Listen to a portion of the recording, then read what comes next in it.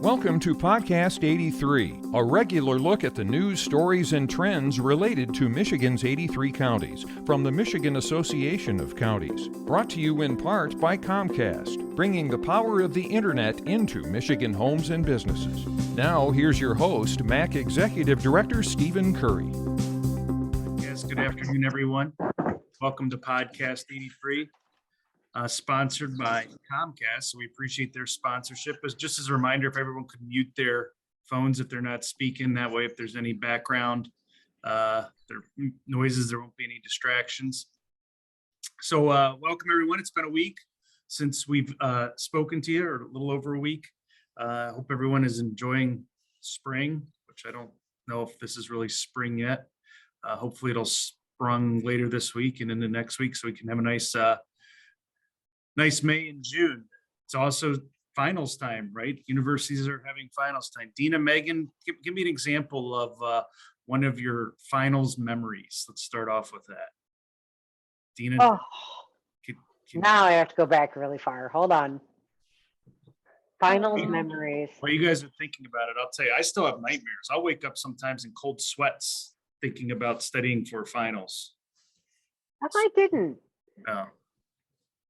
I don't know. They didn't scare me as much. It was like writing that great big long paper that I knew that, like that made me crazy. Weren't you an archaeology major or something like that? Anthropology, yeah. All right. Great. Anthropology. And I loved it. So I didn't mind those kinds of finals. Those were fun. Totally fits right in with what you do now. It's the study of man, of evolution. De-evolution is might be now, but close. Meghann, any memories for you that pop that into your head? Well, Steve, I was a communication major, so you didn't have to study too much. No, I'm just joking. Well, I do remember the night before graduation day, I had some friends and family in town. And then we had a night out, and it was like ran into like MSU football player, like was Greg Jones maybe? Yeah. And that was kind of fun because here you're going to college and you watch these guys, but athletes on campus are like too cool, and so when you see them, you're like, oh, I'm gonna take a photo, and so it's kind of fun because it's basically my last week at MSU, and there was a group out. I don't know. Wasn't he recruited for the NFL at some point? Yeah, he was actually drafted by the New York Giants.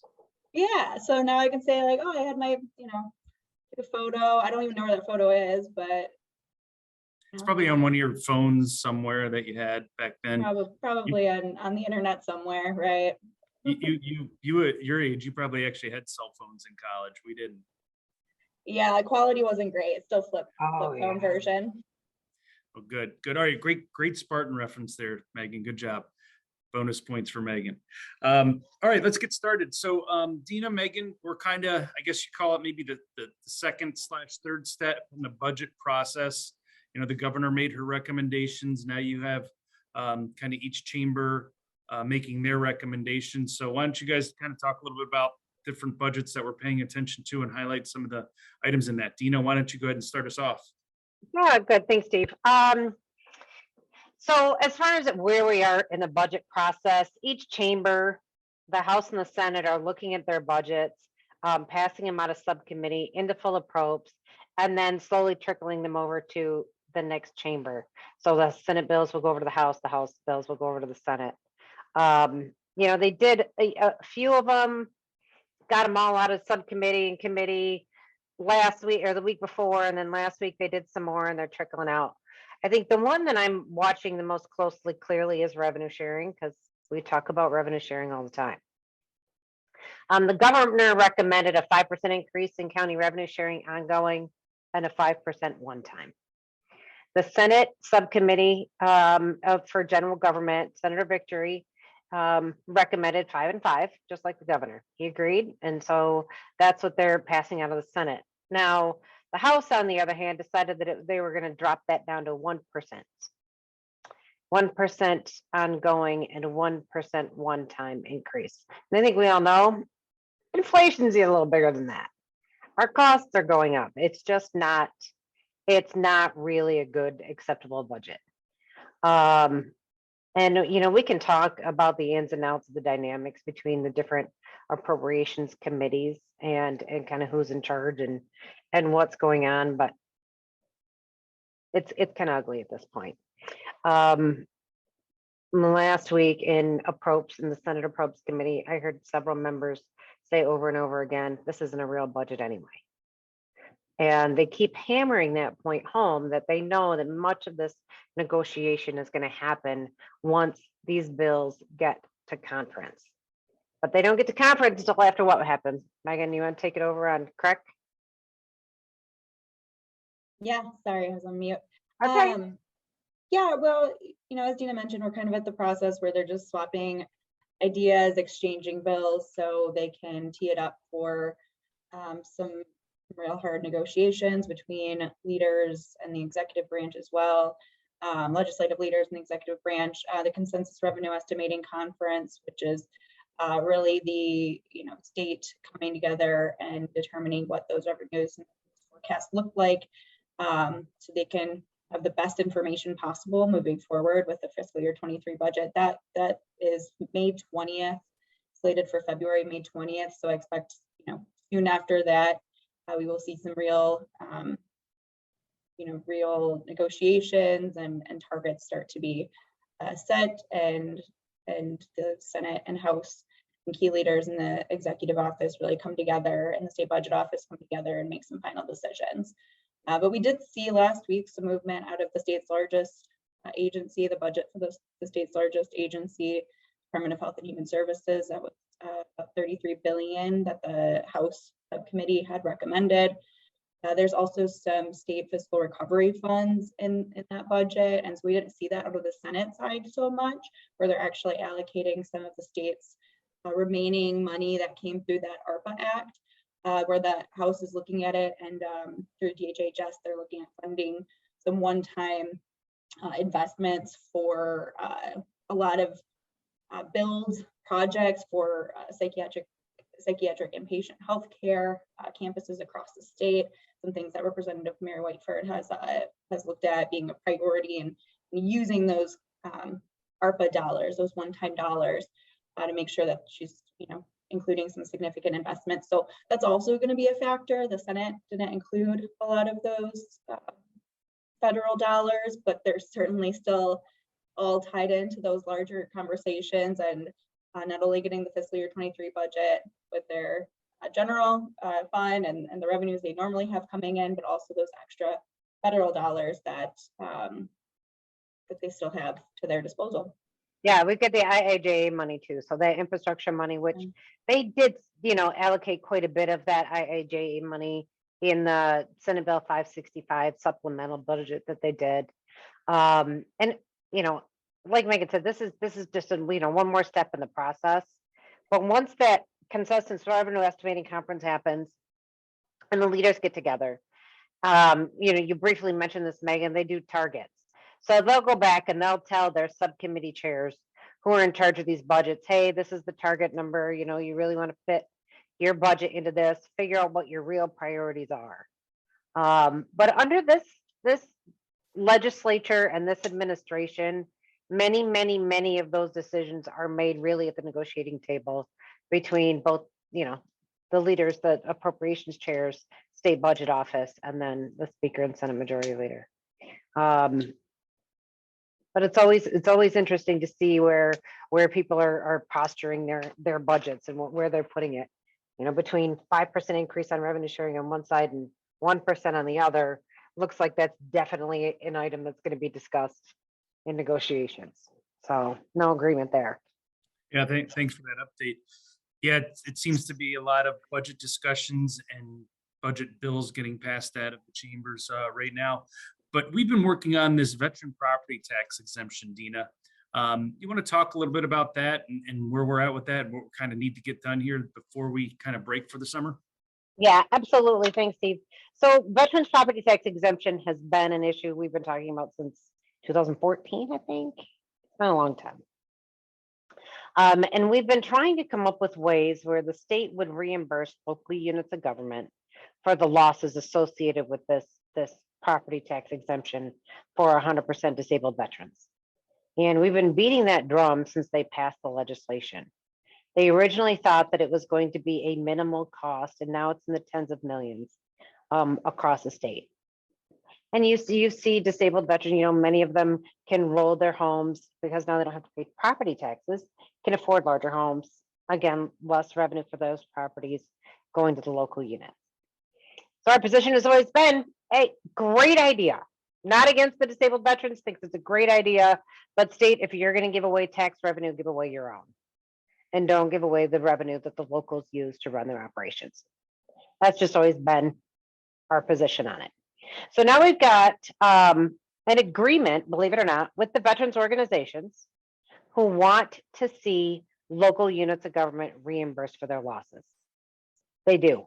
They're at the table with us. They're in agreement with us, and it's a fantastic feeling because it took years and years to get everybody on the same page.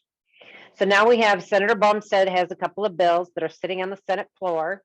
We're really trying to get them moving. What those bills would do would be reimburse local units of government for their losses through a refundable property tax credit that gets paid right to the locals. Doesn't change anything for the veterans, and it requires the Department of Treasury to send payment out to the locals. Right now, the state is sitting on billions of dollars. If they're ever going to set it up to reimburse us for their policy making decisions, now is the time to do it. And so we have a phone to action campaign on our site. I encourage everyone to really reach out to your Senate members and say, hey, let's do this. Pass out, Senator Bumstead's bills. Let's get the local units of government reimbursed. The only pushback we're getting is the Department of Treasury that doesn't want to do it. They're waiting for a nod from the state budget office, I think. But yeah, it's important to note the veteran service organizations are all on board with this as well. They support it, supported it at a committee, which that's where we've kind of run into some obstacles in the past. So good work on that, Deena. And I think Derek posted in the chat a link to our advocacy center, which you can see some other legislation on there regarding mental health, binding arbitration, things like that, that we're also working on. By no means in a comprehensive list, but still things we want to highlight, and hopefully our members can be helpful with us on those issues. All right, moving along. Meghann, you want to touch a little bit, a lot of work going on in our internal committees. We of course have 6 internal committees that develop our platforms. A lot of work going in the beginning of the year in those platforms. You want to talk a little bit about where we're at in that process and how that process works internally?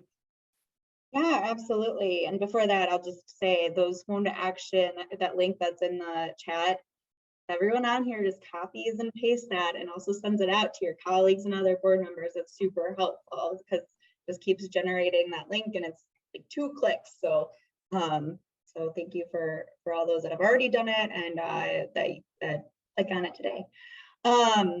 So yeah, Steve, we are kind of wrapping up or getting towards the end of our platform discussion and platform updates. We typically start with our committees talking about those platforms that are, at the end of the day, our entire membership approves at our annual meeting. And we usually start talking about those in March and looking at the previous years and going through really line by line every section, adding, taking things out, and having really good comprehensive conversations around our committee tables. So that starts in March, talk through it through April, and then we try to usually report those out between May and June before our June board meeting, where then the board will review and approve and again take that to our general membership and at our annual conference. Health and Human Services, Chair Dean Kappinga and that committee. If you're on that committee, thank you. They were our first committee that got their platforms done. It was efficient. A lot of good discussion and some changes on things that the committee felt needed to be a priority for MAC. And so they approved theirs just last 2 weeks ago, I believe it was. And then, we have this month that we're working through other committees and trying to wrap all of those up. But as always, there's always room for improvement and suggestions. So if anyone has ideas or wants to really become part of the committee process, we have applications, everything's on our website. If you don't find it on our website, just reach out to us directly and we'll get you involved, because the more voices and more ideas around that table really help develop, at the end of the day, what goes into those committees and those platforms. Yeah, thanks for that, Meghann. Just a reminder, if you have any questions, feel free to type them in the chat or send them directly to Derek, or you can just raise your hand and we'll be happy to answer those. Deena, is there anything else you wanted to add on the platforms or anything else we missed? Just on the platforms, I just want to remind our members that those are internal documents that we work on, that we get input from our committee members. And those are they're not general, but some of them are general statements, but they're really our guiding principles that tell us what our membership wants us to act on, how they want us to advocate for things, what positions they really want us to take, what are their priorities. And so the more people we have involved on our committees, the better our platforms are, and the better direction we have from our membership, and the better we can represent you. So like Meghann said, please feel free to get involved, get online, fill out an application and send it in. I know so far it's a little late now, but transportation is done, agricultural and tourism is done. You said health and human services is done. We're working on finance this week. We've got environmental next week. Yeah, and then they're there.